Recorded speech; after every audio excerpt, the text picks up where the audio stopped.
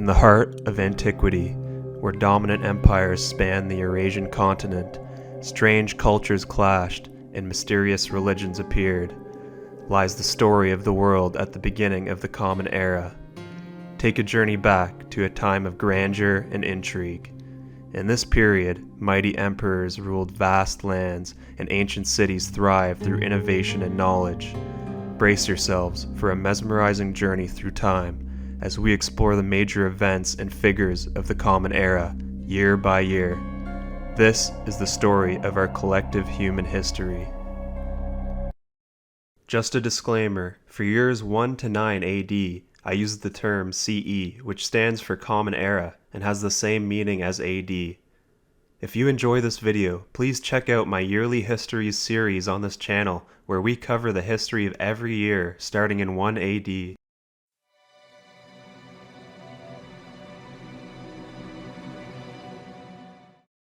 Before getting started with the events of this year, we must catch up with what has been happening around the world. In the West, the Roman Empire has been thriving during the glorious reign of Emperor Augustus.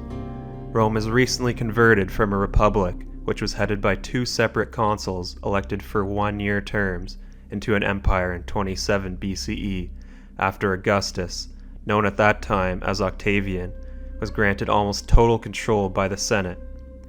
He is the adopted son of the legendary Julius Caesar and has benefited greatly from the immense wealth, status, and political power which was passed down to him after the assassination of the former dictator of Rome himself.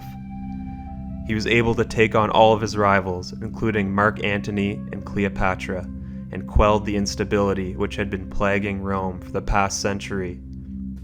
At this point, 27 years after the establishment of the Roman Empire, Augustus has been watching over Rome with a steady and capable hand.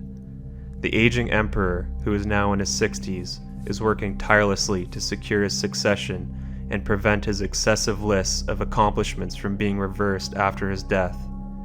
His grandsons Gaius and Lucius Caesar are his preferred candidates at the moment. The Romans have been involved in constant border clashes against the so-called barbarians. The worst trouble is provided by the Germanic tribes based in Central and Western Europe. Roman power and influence doesn't stop at their own borders. They have client states in their service, which are territories that were not directly incorporated into the Roman Empire, but maintained a certain degree of autonomy with their own rulers, while acknowledging the supremacy of Rome.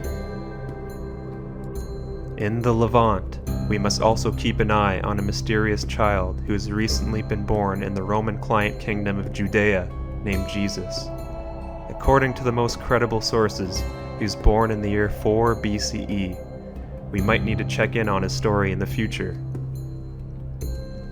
To the east of the Romans, we have our second main power, the mighty Parthian Empire, which has been ruling Iran for over 100 years. At this time, they are Rome's chief rivals, having embarrassed them with a crushing defeat at the Battle of Carrhae in 53 BCE, killing the prominent Roman Marcus Licinius Crassus and capturing Roman standards. Mark Antony attempted to get revenge on behalf of the Romans with his own campaign against the Parthians, but in the end, it was in vain. The current king of the Parthians is Phraates V, son of the long-reigning Phraates IV, who is the ruler at the time of Mark Antony's invasion. When the war between Mark Antony and Octavian broke out, Antony could not maintain his conquests. Parthia has multiple minor kingdoms in the surrounding territories as client states, much like the Romans. Moving to the far east, we have the legendary Han dynasty as our third main power. The Han's authority stretches into Central Asia, with its control over Shiyu, also known as the Western regions. The 9-year-old Emperor Ping is on the throne after the death of his father Ai the previous year. Wang Zhengjun as Grand Empress Dowager and Wang Mang hold control over the young emperor as his regents. The Han dynasty is the second dynasty to unify most of China after the legendary Qin Shi Huang became the first emperor in 221 BCE. 19 years later, in 202 BCE, the Hans engulfed and consolidated the former Qin dynasty territories. There is an ongoing conflict between the Han dynasty and the nomadic Xiongnu Confederacy. The threat they pose is so great that the Emperor Qin Shi Huang in his time began to construct the Great Wall of China to defend against them. The largest power in the subcontinent of India are the Satavahanas, who came to be in the late 2nd century BCE and have slowly been building to their zenith. They are based in the plateau of the Deccan region and establish peace in the area. Across the oceans, in the Americas, culture is flourishing in Mesoamerica. The Mayans, along with other powerful city-states such as Teotihuacan, inhabit the region. We won't be checking in on them for the time being due to a lack of written sources. Finally, as we are now caught up with the main players, we can get to the events of 1 CE. Emperor Augustus has given orders to his grandson and heir, Gaius Caesar, to invade the Parthian Empire. But first, we have to check in on a relative of Augustus, Tiberius. Tiberius decided by himself to go into exile on the island of Rhodes in 6 BCE for unknown reasons, but it is possibly due to the fact that he was forced by Augustus to divorce his former wife, Vipsania, and marry another. Anyways, Gaius Caesar decided to pay him a visit, and this is how it went. Quote, after he learned that Gaius, who was passing through the Aegean en route to his diplomatic conference with the Parthians, wanted to meet face-to-face on the island of Samos, Tiberius obediently appeared and humbly prostrated himself before the young prince, assuring him of his loyalty. The performance seems to have worked. When the meeting was over and Tiberius had sailed away, a member of Gaius's entourage offered to follow the ship to Rhodes and fetch back the exile's head, but Gaius said no, or at least, not yet, unquote. Gaius continued his journey to the east to meet with Phraates V. For context, several of the brothers of Phraates were in custody of the Roman Empire at this time. Quote, when the news of the advance of Gaius reaches Parthia, Phraates V sent an embassy to Augustus to explain matters and to request the return of his brothers. The Roman reply was addressed badly to Phraates and directed that he lay aside the title of king and withdraw from Armenia. The Parthian answered with equal rudeness. Alarmed by the turn affairs had taken, Tigranes IV of Armenia attempted to make peace with Augustus and was sent to Gaius with a promise of favorable action. Not long after this, Tigranes died fighting some barbarians, perhaps on the northern frontier, and Erato abdicated. When Gaius reached the Euphrates, Phraates V, now thoroughly aroused by the active intervention on the part of Rome, held an interview with him on an island while the armies were drawn up on opposite banks. Later, the two dined, first on the Roman side and then on the Parthian, pledging their good faith, thus in typical Eastern fashion. The terms arranged appeared to have favored the Romans, for it was agreed that the Parthians should drop all claim to Armenia and that the 4 Parthian princes should stay in Rome, unquote. In the east, matters of governance are at hand. A census for the territory of the Han dynasty has been ordered. The results of this survey should be revealed next year and will detail the population and living arrangements for the people within their territory.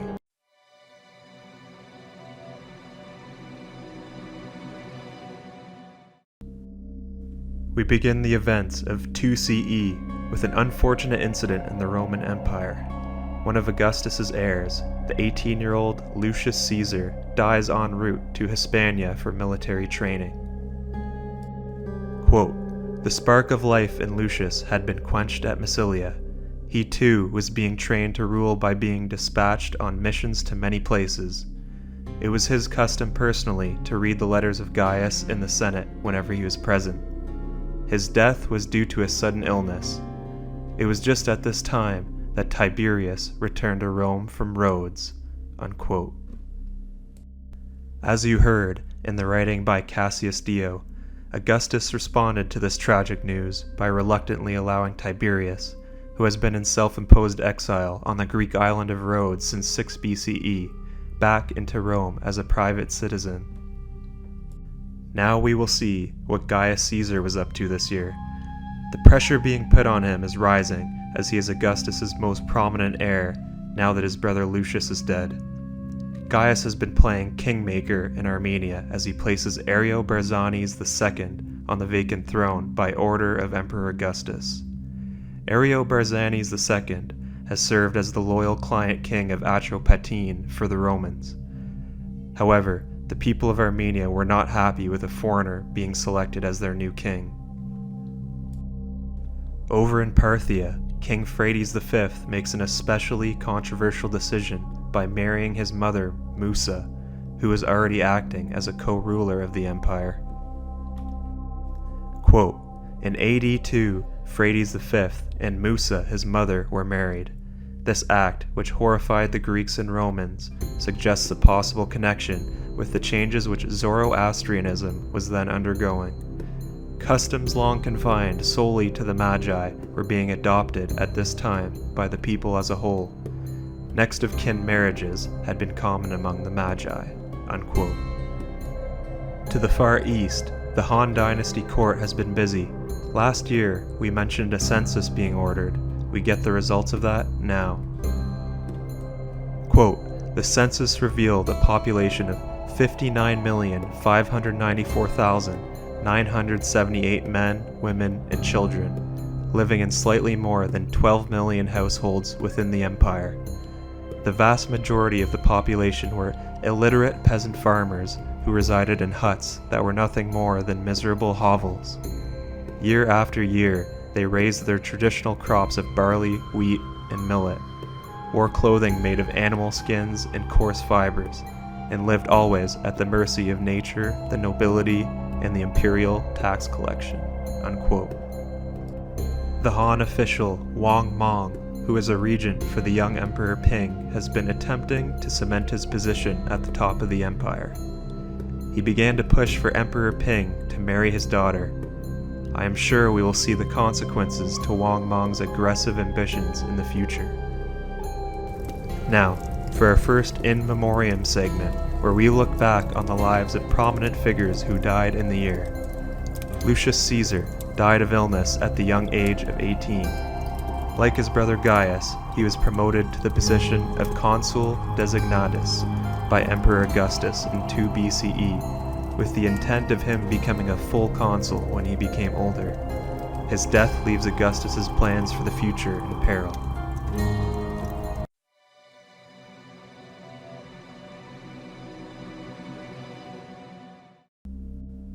This year, the Gaetulian War breaks out in North Africa, although it's more accurate calling it an uprising against the Roman Empire. The Gaetuli are a semi-nomadic tribal people of Berber ethnicity that live along the Roman border. They may have also been joined by another Berber tribe called the Musulamii, but the sources are unclear. This conflict may have started due to land incursions by the Romans and mandated control of the movement of the tribesmen. To the east, a revolt breaks out in Armenia over the Romans selecting a foreigner, Ariobarzanes II, as their king the previous year. Gaius Caesar successfully led his army to put down the rebellion, but was wounded in the process. Quote, the Parthians, who had a vested interest in Armenia, stirred up a revolt among their own supporters in the nation. A large force of rebels took refuge in the fortress city of Artagira. Gaius Caesar arrived there in late August, and on September 9th, Adon, the captain of the walls, asked to speak with him. Gaius was wounded in the confrontation and was carried away by his outraged lieutenants. The Romans promptly laid siege to the city and captured the fort after bitter fighting. Unquote. This is horrible news for the Romans. Let's hope he can recover. We've talked about how Wang Mang has slowly been advancing his position in the Han court. Along with the slashing of extravagant spending, his activities have been causing a lot of resentment to build up with other officials. especially family members of the young Emperor Ping. This all came to a head when Wang Mang banned the family members of the emperor from the Han court. Wang Mang's son, Wang Yu, had been getting close with the royal family and started to sympathize with their cause. Wang Yu decided to perpetrate a plot against his father by teaming up with his teacher and members of the Wei clan, which is Emperor Ping's maternal family.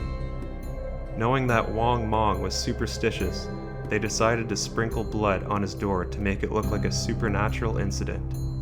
The perpetrator was caught by one of Wang Mang's guards, and the plot was revealed, leading to the arrest of his son, Wang Yu. He then committed suicide in prison while his wife was slain by government assassins. Wang Mang did not stop there.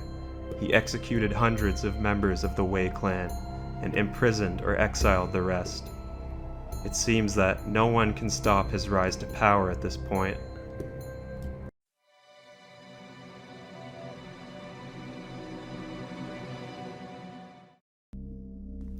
This year, in February, Gaius Caesar succumbed to his wounds and died.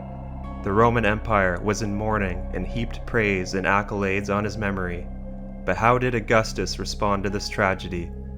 With no living heirs remaining, he was forced by the circumstances to adopt his relative Tiberius and make him his new heir.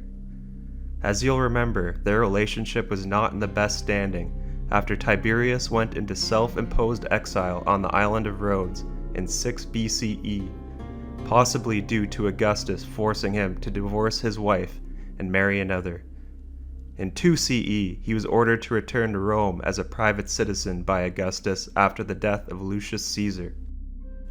Tiberius was a capable military leader, and before he went into exile, he was able to restore a Roman ally to the throne of Armenia, receive back the standards which were lost against the Parthians at the disastrous Battle of Carrhae, and prove extremely skillful in other military roles in Pannonia and Germania. The main condition for this adoption was that Tiberius was ordered to name his nephew Germanicus as his own heir. Germanicus inherited the name Germanicus from his father, Nero Claudius Drusus, after his death, who received the title for his martial successes against the Germanic tribes. The Roman emperor wasn't done there. He clearly had qualms about Tiberius's new role, so he decided to also adopt Agrippa Postumus, the son of Augustus's longtime right-hand man, the deceased Marcus Agrippa, and Julia the Elder, the only biological child of Augustus. Due to the untimely death of Gaius Caesar, Agrippa Postumus is now the only remaining biological grandchild of Augustus.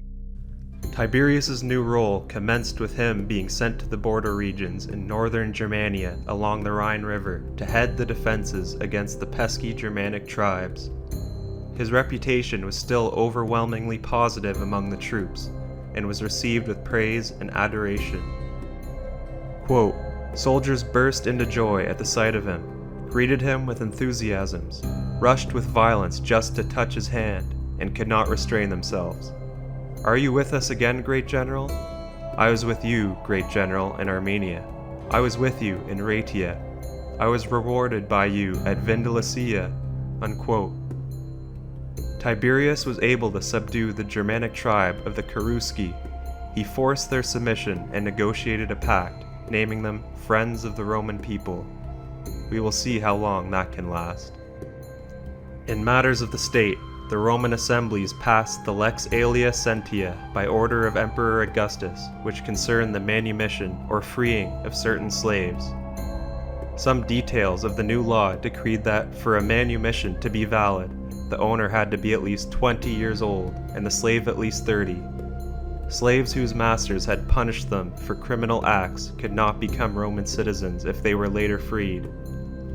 If a slave was freed under the age of 30, but was not granted full citizenship rights upon his manumission, he could be granted those full citizenship rights if he married a Roman freedwoman or free woman, and had with this woman a child who was, at the time, at least 1 year of age. In other personal matters for Augustus, his daughter, the notorious Julia the Elder, was ordered to return from her exile to live in Rhegium in disgrace.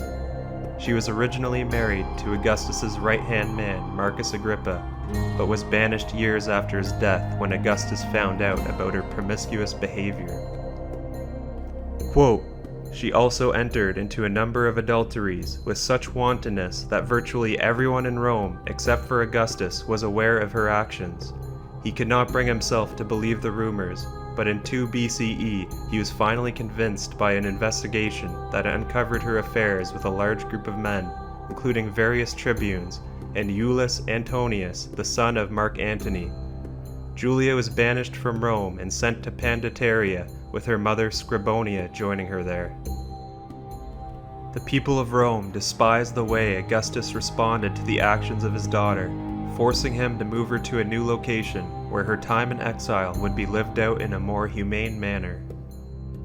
For our first mention of ancient literature in the series, Nicholas of Damascus, a Greek historian and writer, wrote his Universal History spanning 144 books.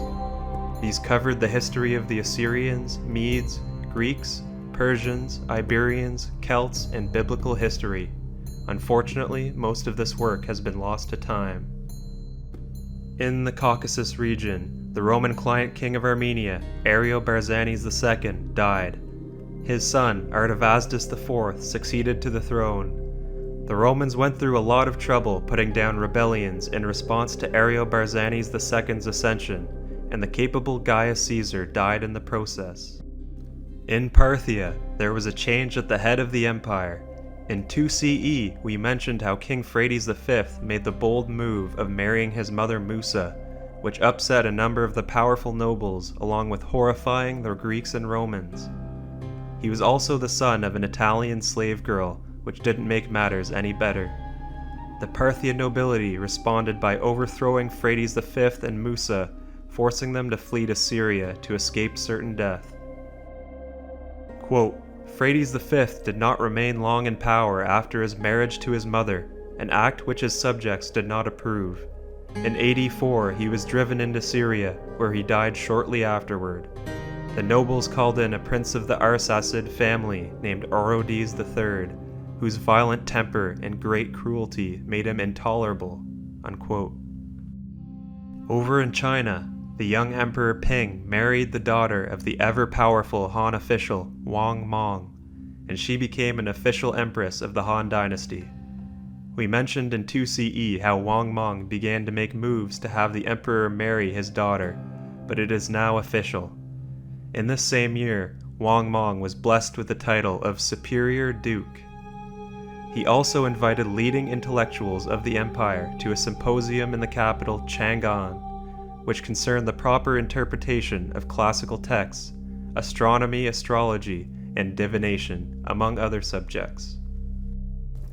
Now it's time for In Memoriam, where we look back on the lives of prominent figures who died in the year. Gaius Caesar died from his wounds at the age of 23. He was promoted to the position of consul by Emperor Augustus in 1 CE, with the intent of him becoming emperor after the death of Augustus.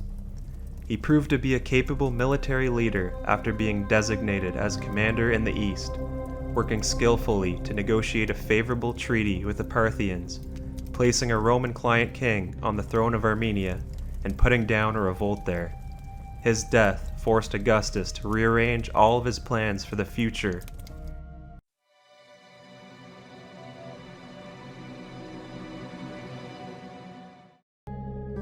This year, Tiberius continues his successful campaign against the Germanic tribes in northwestern Europe. In the previous year, he was assigned by Augustus to head the army against the tribes in the region and found success, resulting in the Cherusci being subdued. Quote, "With the early spring thaw, Tiberius resumed the campaign. As the legions moved relentlessly forward, the barbarian forces simply melted away into the dark, thick forests. Tiberius appeared to be unstoppable." Unquote. Velleius Paterculus had this to say, quote, "All Germania was traversed by our armies. Races were conquered hitherto almost unknown, even by name. All the flower of their youth, infinite in number though they were, huge of stature and protected by the ground they held, surrendered their arms. and upon their knees before the tribunal of the commander." Unquote. Tiberius then rushed back to Rome to report his progress personally to Emperor Augustus. Now in Rome, Augustus has been having a tough time dealing with a restless populace, as natural disasters plague the imperial capital. In March, a partial eclipse of the sun terrifies the ever-superstitious Roman inhabitants. Later in the spring, earthquakes strike the city. Then, the Tiber River overflows and a catastrophic flood takes place. The water sweeps away bridges and floods the low-lying sections of Rome where the poorest inhabitants live, destroying many of their flimsy wooden buildings and leaving thousands homeless. The floods last for 7 days, in which you could take a boat from one side of Rome to the other. To make matters worse, a famine hits the Roman Empire. The bad weather ruined crops in North Africa, one of the major breadbaskets that feeds the empire. This inevitably affected the capital, which greatly relies on food being produced elsewhere. A new marriage takes place this year within the Roman aristocracy. Germanicus, who Tiberius was ordered to adopt the year prior, marries Agrippina the Elder, the daughter of Augustus's deceased right-hand man, Marcus Agrippa, and Augustus's daughter, the exiled Julia the Elder. Bad news in China as the young Emperor Ping suddenly falls ill during the winter. Rumors begin to swirl about Wang Mang poisoning the Han Emperor. This reflects the widespread suspicion which much of the citizenry and other officials had of the superior duke. Ping is 14 years old with no designated heir, so his death could cause a crisis in China.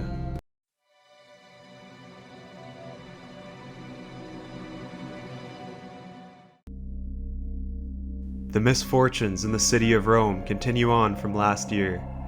There has been discontent brewing in the Roman legions stemming from the meager bonuses they have been receiving from the emperor.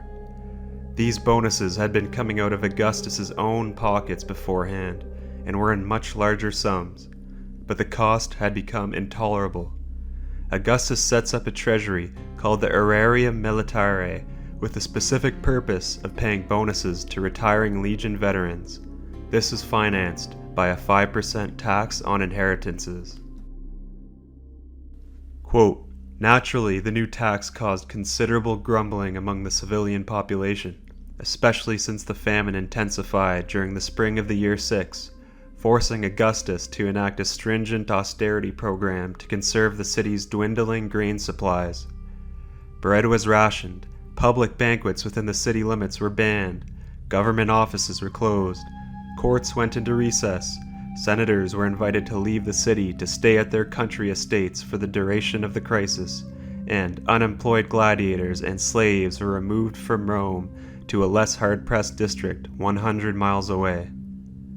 Then, fire raged through the troubled capital." Unquote. In addition to all of the troubles over the past year, earthquakes, floods, famine, discontent, now a catastrophic fire, Augustus responds by forming a firefighting barracks system composed of freedmen called the Vigiles to allow a quicker response to outbreaks of fire in the city. They also have a role in policing the public of the city. On the martial front, Tiberius makes Carnuntum his base of operations for his planned campaign against Maroboduus, the king of the Marcomanni. They are a Germanic tribe that inhabit the Roman border regions in Central Europe. Maroboduus was a member of the Marcomannic nobility, and as a young man, he lived in Italy and enjoyed the favor of Emperor Augustus. The Marcomanni were decimated by the Roman army in 10 BCE, and Maroboduus returned to his tribe to become their new leader the next year. Now Tiberius decides that he can safely borrow troops from the province of Illyricum for this cause. The Roman governor of Illyricum, Marcus Valerius Messala Messallinus, began to raise a levy of auxiliary troops and supplies from the local populace. The locals had been resentful of the levels of taxation for some time now, and these actions were the final straw. A chieftain of the De Citiate tribe named Bato exclaimed to Tiberius, quote, "We are your flocks, yet you do not send dogs or shepherds to guard us. but wolves," unquote. Instead of marching to the front against the Marcomanni, the native troops drafted by Messallinus rise up in a revolt led by Bato. This contingent is a fierce enemy due to their knowledge of Roman battle tactics. At the same time, a military commander, also named Bato, this time of the Bruci tribe, rises up in the northern part of the province. Thus, the conflict is known as the Bellum Botanianum, or also the Great Illyrian Revolt. Bato of the Bruci catches the Romans off guard in the outpost of Sirmium and inflicts heavy casualties on them until the Romans eventually fight them off. The temptation to revolt from many other tribes along the Adriatic coast is too great, and they join the affair and begin to massacre every Roman soldier they can find. Horrified by the 200,000 barbarian troops, including 9,000 cavalry, Augustus responded by rounding up every suitable man in Rome he could find to assemble a force to combat the uprising, even conscripting slaves. They are sent northwards to rendezvous with Tiberius, who is making his way back to Illyricum from the northern border regions with an army, right after he negotiated an armistice with the Marcomannic king, Maroboduus. Tiberius arrives just in time to relieve Messallinus and beat back an attack by Bato the Daesitiate. In turn, this Bato responds by meeting up with the forces of Bato the Bruci, and they begin to launch guerrilla attacks against Romans in the region. By the end of the year, the barbarian troops retreat from Tiberius's army into the mountains. Tiberius knows that he's in for a long and brutal fight against this tenacious enemy. Over on the border regions of the Roman Empire in North Africa, the Gaetulian War finally comes to an end. In 3 CE, we mentioned how this revolt against the empire broke out, possibly due to the Romans exceedingly trying to control the Gaetuli tribesmen. Forces led by Cosus Cornelius Lentulus were dispatched to put down the invasion, and they found victory. Lentulus is given the surname Gaetulicus for his successful campaign. In our first major territorial change of the series, the Romans officially annexed Judea into the empire as an imperial province. There has been constant turmoil in the territory ever since King Herod died, and his land was split between his many sons. This results in Augustus stepping in and assuming full control. Henceforth, Judea would be governed by a semi-autonomous prefect appointed by the emperor and must report directly to him. A Roman official named Quirinius conducts a census in Judea for the purpose of taxation. This causes another rebellion to break out, in this case led by Judas of Galilee and supported by the Pharisee Zadok. This revolt is not nearly as serious as the one in Illyricum, and is repressed, with the rebels being crucified. Due to Agrippa Postumus's poor and brutish behavior, Augustus is forced to abdicate him from the Julii family and banish him to a villa at Surrentum near Pompeii. This leaves the commander Tiberius as his sole heir to inherit the top position in the Roman Empire. In other news for Tiberius, the temple of Castor and Pollux in Rome is rededicated to him. It was originally built in gratitude for the victory of the early Roman Republic at the Battle of Lake Regillus against the Latin League in 496 BCE. In 14 BCE, a fire destroyed the temple, and Tiberius moved to have it rebuilt. Moving east, 2 years earlier, Artavasdes IV succeeded to the Armenian throne with Roman support.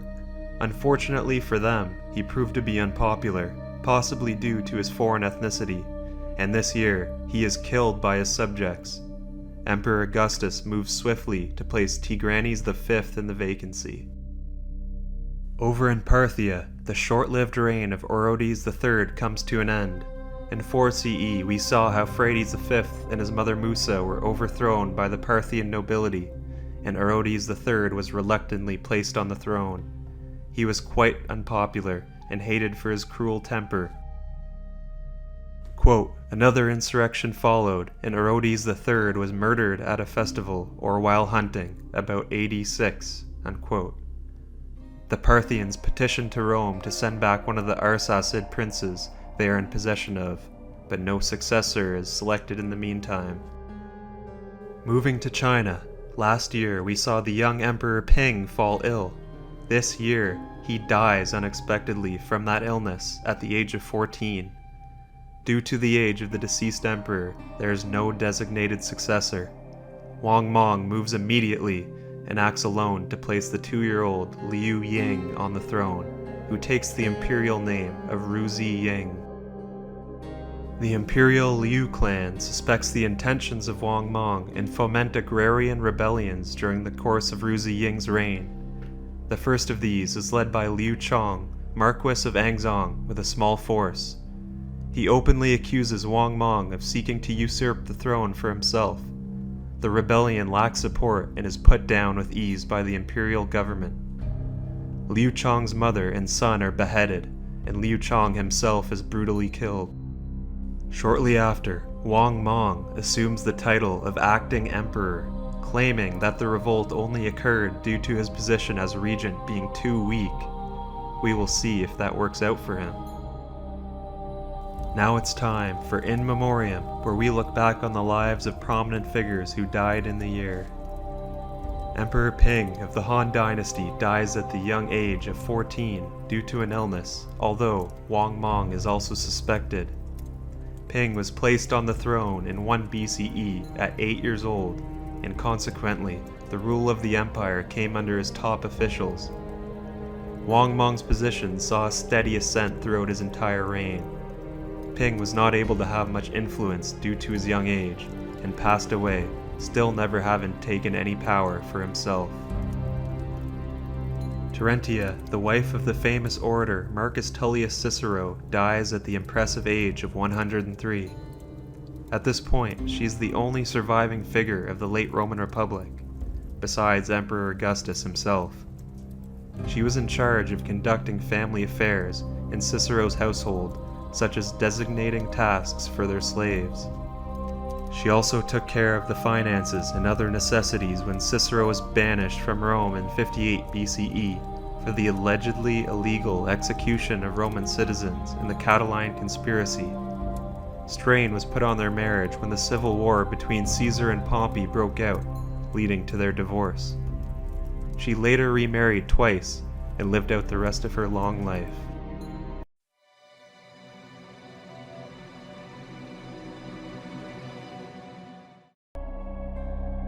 This year, the Great Illyrian Revolt continues. Tiberius begins campaigning against the Illyrian rebels in the spring by undertaking scorched earth tactics designed to starve the rebels into submission by burning their crops and native settlements. By the summer, Tiberius's army consists of 10 legions made up of 50,000 regulars, 10,000 veterans, and more than 70,000 auxiliary troops. This is the largest Roman army assembled since the last civil war in Rome in the 30s BCE. Suspicious of Tiberius's slow-moving activity in the region, Augustus dispatched Tiberius's nephew and heir Germanicus to Illyricum to share in the glory of the campaign. By the time he arrives, most of the territory has been pacified. Realizing that his position was untenable, Bato the Bruci surrenders to Tiberius, who trusts him enough to release him and select him as the king of his tribe. Bato the Bruci is shortly captured in an ambush by Bato the Decitiate. His former ally decides to continue fighting the Romans and executes Bato the Bruci. In Germania, Publius Quintilius Varus is appointed as governor. His designated role is to organize the area between the Rhine and Elbe rivers. When Tiberius left Germania the year prior to confront Maroboduus, he told Augustus that he had thoroughly pacified the region. The new governor, Varus, does not have the greatest reputation. He's known as being lethargic and obtained power by marrying into the imperial family. Working on Tiberius's word, Augustus believes there are no pressing threats among the Germanic tribes in the region. Something tells me the Romans will live to regret appointing a weak governor and underlooking the potential threat of the Germanic tribes striking back. In Rome, Augustus is still deciding what to ultimately do with his recently demoted grandson, Agrippa Postumus, after abdicating him from the Julii family and banishing him to a villa at Surrentum. Now this year he is officially disowned by Augustus and banished to the island of Pianosa to live in solitary confinement. In China, the resentments over the recent power grabs by the Han official Wang Mong start to boil over. Last year, we saw Wang Mong placing the 2-year-old Ru Ziying on the throne as his puppet. One small uprising took place, but it was snuffed out immediately. This year, 2 more serious revolts break out in Han China. Jia Yi, governor of the Dong Commandery, declares Liu Xin, who is Marquess of Yangxiang, as emperor. This is a much larger rebellion than the small revolt from the previous year. They are joined by other agrarian rebels from the west of the capital, Chang'an.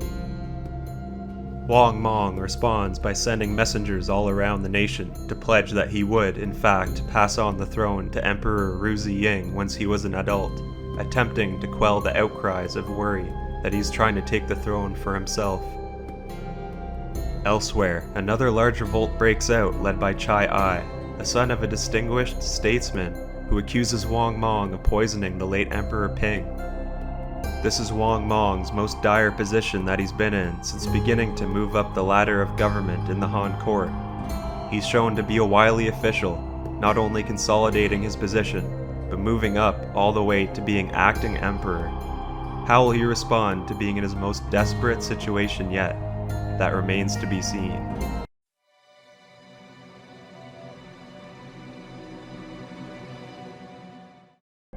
We will start off the events of this year with the Roman commander Tiberius continuing his effective campaign against the Illyrian rebels in the province of Illyricum as part of the Great Illyrian Revolt.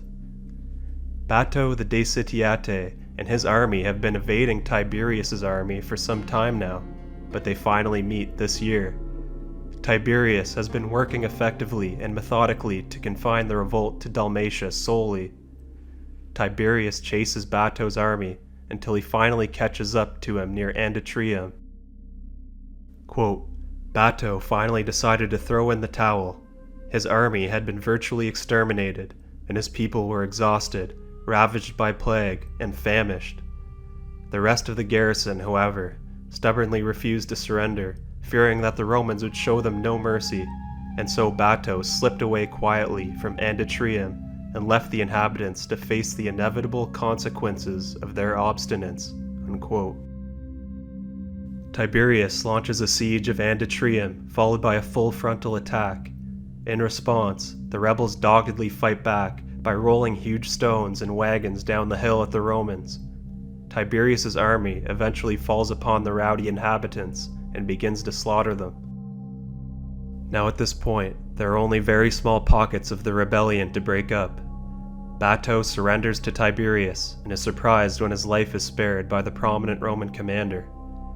Tiberius returns to Rome and gives the task to his nephew Germanicus of sweeping up the rest of the resisting fighters. In Rome, Augustus continues to manage family affairs this year.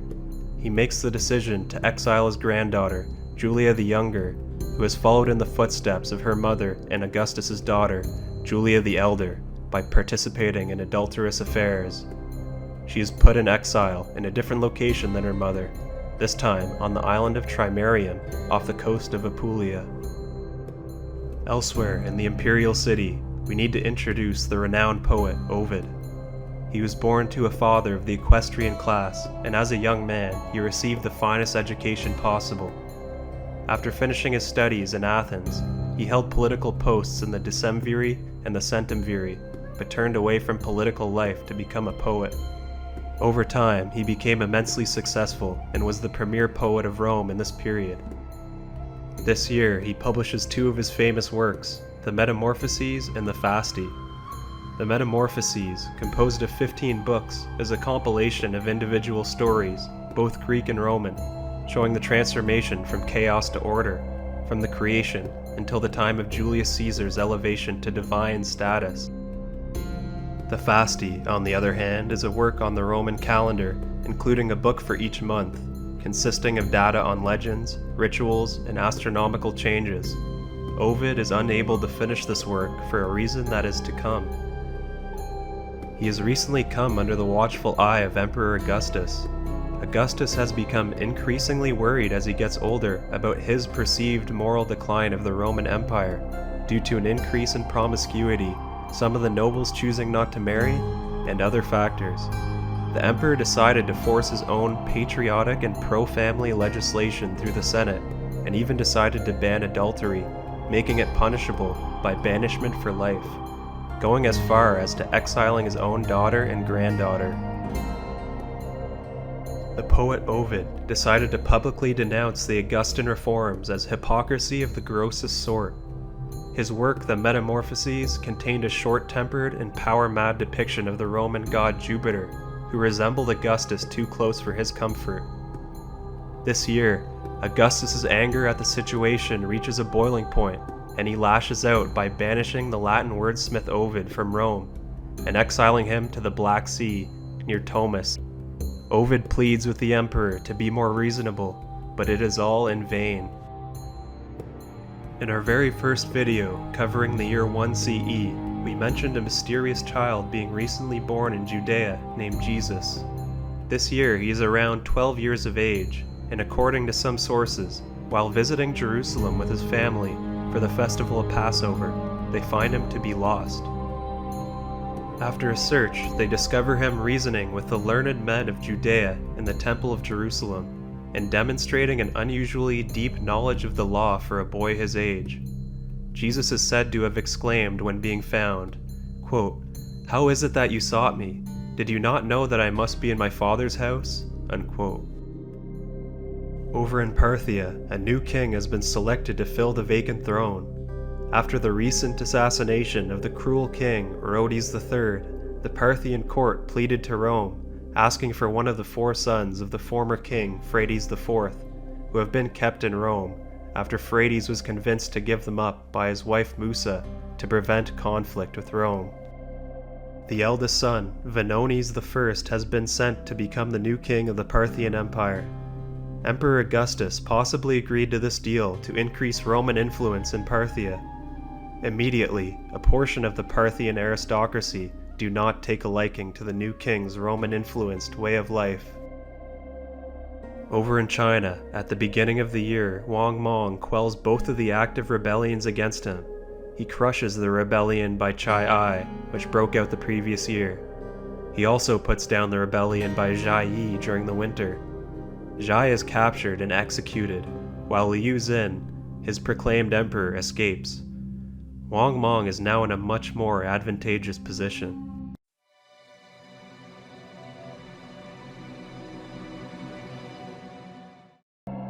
This year, the very last remnants of the Great Illyrian Revolt, which broke out in 6 CE, are finally extinguished by Germanicus. Back in Rome, Tiberius and Germanicus share an array of triumphal honors for their work, and much rejoicing takes place. This won't last long though, as a week later, a disaster is looming large in Germania. We mentioned in 7 CE how Augustus appointed the weak leader Publius Quintilius Varus as governor of Germania. This year, that decision comes back to bite the Romans in a massive way. In September, Varus is given false information by Arminius that the Germanic tribes in the north have become restless. Arminius is the son of the chief of the Cherusci tribe and has become a respected veteran officer for the Romans, so Varus does not have much reason to doubt the credibility of his claims.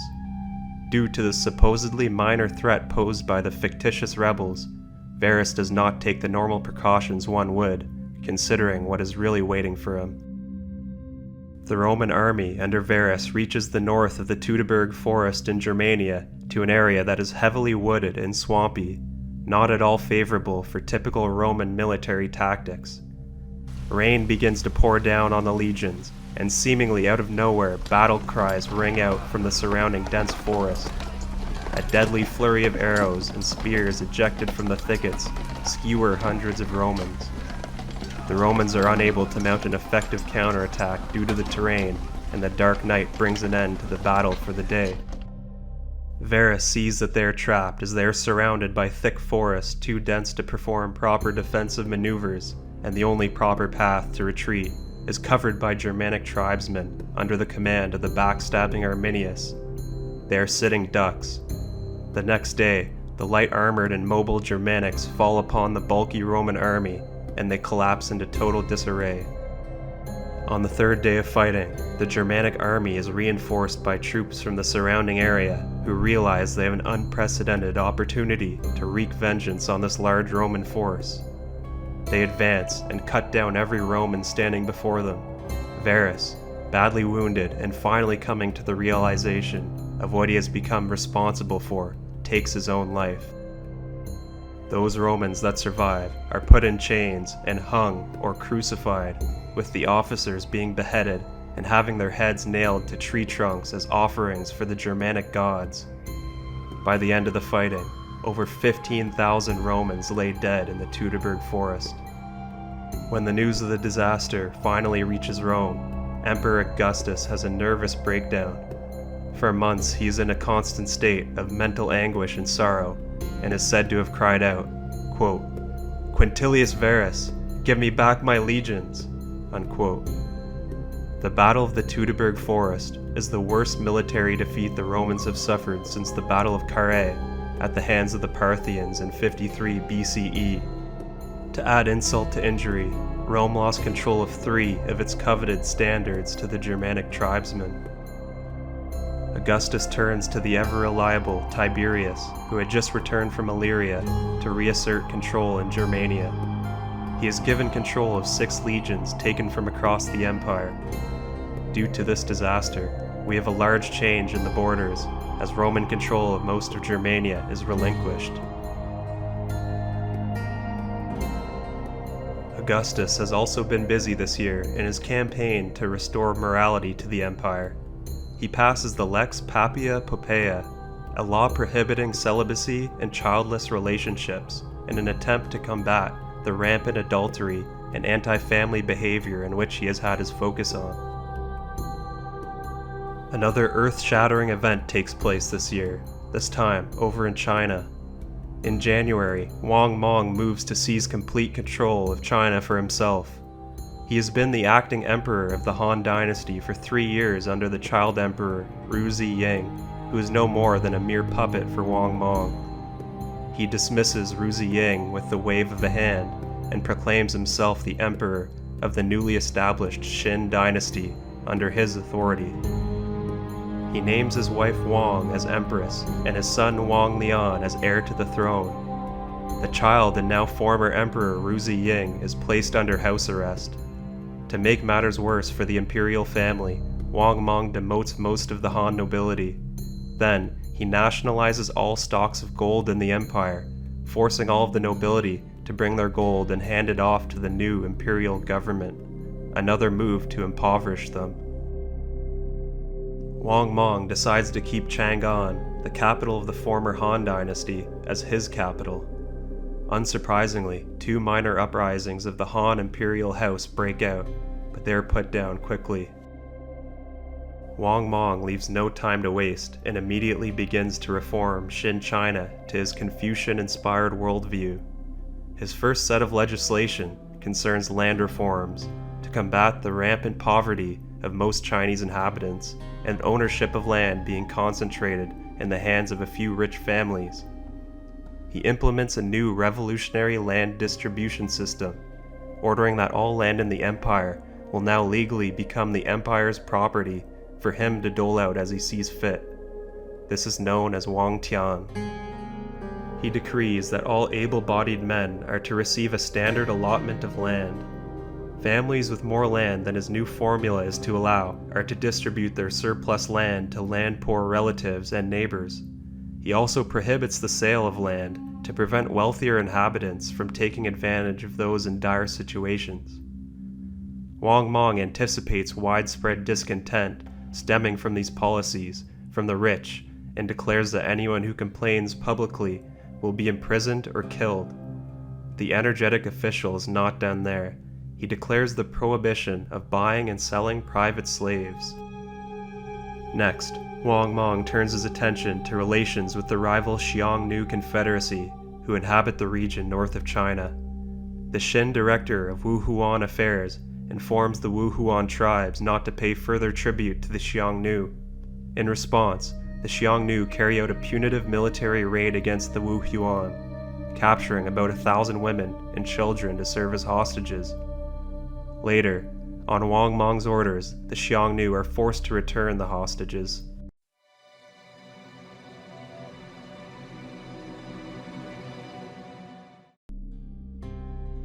In Rome, the Senatus Consultum Silenianum is adopted by the Senate.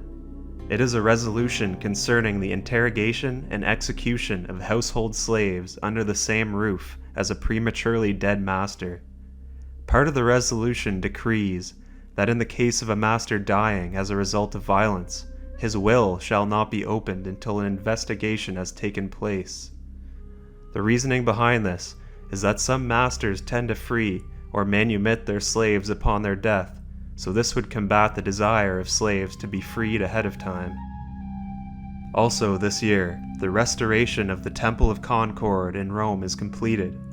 Tiberius took it upon himself to sponsor the restoration in 7 BC before going into self-imposed exile. The earliest temple on its site is believed to have been commissioned by the famed hero of the Roman Republic, Marcus Furius Camillus, in 367 BC. In the territory of the Parthian Empire, one of their client kings rises up to challenge the authority of King Vonones I. In 8 AD, Vonones I, who is the son of the former king Phraates IV, came to fill the vacant throne after being raised in Roman captivity and sent home when the Parthian nobility requested a family member of the Arsacid dynasty to be their new king. The client king of the Parthians in Atropatene, Artabanus, rises up in a revolt in order to topple Vonones I. Now let's check in on India for the first time in this series. In approximately this year, Rajavula of the northern satraps conquers the last remaining Indo-Greek kingdom, headed by Strato II, and takes his capital city of Sagala. The northern satraps are ruled by Indo-Scythian people who migrated to northern India from Central Asia. The Yuthi-Demid dynasty, which was overthrown in Sagala, ruled territory in northern India since 230 BC and was influenced by Greek or Hellenistic culture from the time of Alexander the Great's conquests in this part of the world.